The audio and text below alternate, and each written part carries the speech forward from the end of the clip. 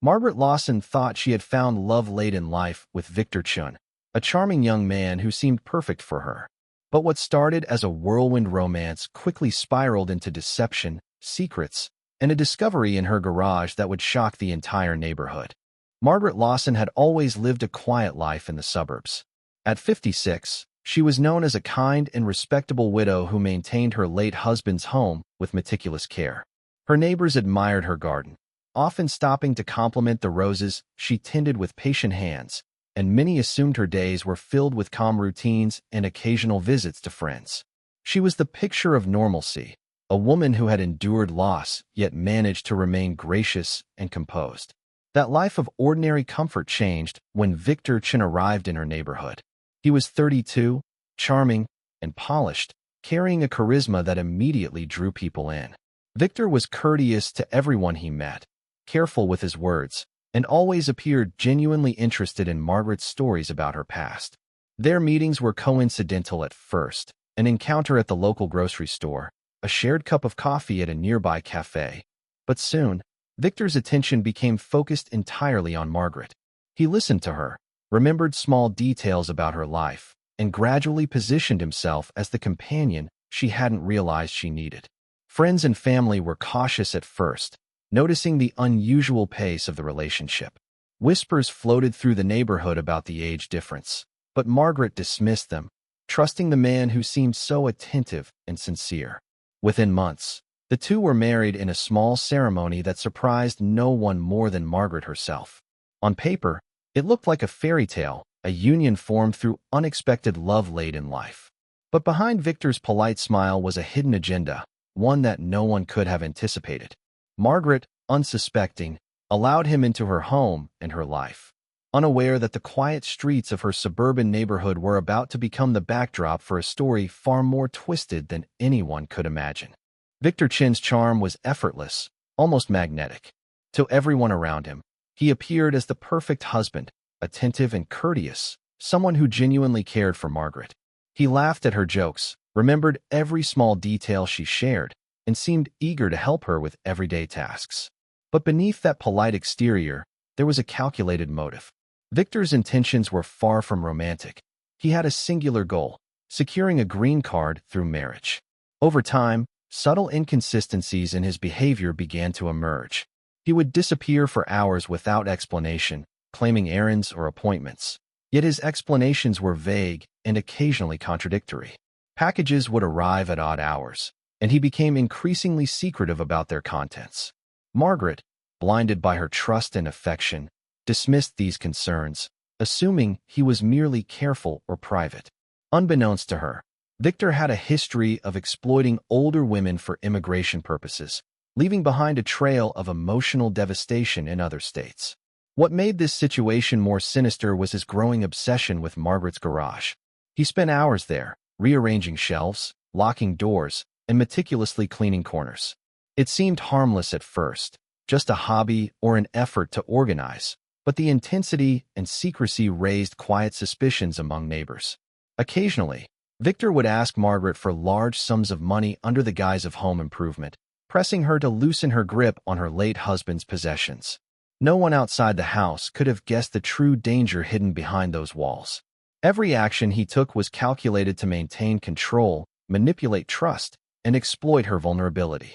What began as a seemingly ordinary marriage in a quiet suburb was quietly evolving into a story of deception, manipulation, and mounting suspense, with Victor carefully orchestrating every move to serve his hidden agenda.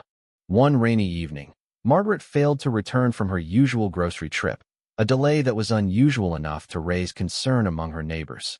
Victor, however, remained unervingly calm when asked about her whereabouts, offering vague explanations that did little to ease anyone's suspicion. Hours passed, and the worry in the community grew. A neighbor, driven by unease, decided to check on the house and found Victor alone, his composure almost unsettling in its steadiness. Despite repeated questions, he insisted that Margaret was fine and would return shortly, yet the tension in the air suggested otherwise. Finally, the authorities were called to investigate the situation. When the police arrived, Victor allowed them to enter the house, but his reluctance became immediately apparent when they requested access to the garage. Something about his evasiveness raised alarms, prompting the officers to obtain a search warrant. The garage door creaked open to reveal a scene that no one could have anticipated. What at first appeared to be a neatly organized space concealed a far more disturbing reality. Shelves were lined with jars filled with human hair, teeth, and other personal items, each meticulously labeled with names. Some appeared aged, preserved for years, while others were fresh, suggesting recent additions. Hidden behind false walls were stacks of documents, photographs, and personal belongings, all collected with deliberate care. The meticulous organization contrasted sharply with the macabre nature of the items, creating a chilling sense of order amidst chaos. As the officers explored further, it became clear that this was not the work of a casual collector, but someone who had cultivated a secret obsession over time. The discovery sent shockwaves through the investigation, raising questions about Margaret's past and Victor's involvement, and setting the stage for truths far more unsettling than anyone could have imagined. As investigators dug deeper into the contents of the garage, a shocking truth began to emerge. Margaret Lawson, the quiet widow who had seemed so ordinary to her neighbors, had been living a life full of secrets. What appeared to be a hobby, a simple collection of oddities, was actually a carefully maintained archive of personal items taken from residents in the community over many years. Each jar, document, and photograph told a story of someone's private life, stolen, preserved, and cataloged with meticulous precision. The realization sent chills through the police team. Margaret's seemingly harmless routines masked a dark obsession that had been growing for decades. Victor, who had entered her life with the intention of exploiting her for a green card, had unknowingly stepped into a world far more dangerous than he could have imagined. His attempts to manipulate her for money and control had triggered tensions he never anticipated. The investigation revealed that Victor had been interfering with Margaret's collection, moving items or attempting to sell them online, which likely prompted her sudden disappearance during that rainy evening. When authorities finally located Margaret, she was alive but terrified. Hidden in a small storage facility she had used to safeguard the most sensitive parts of her collection.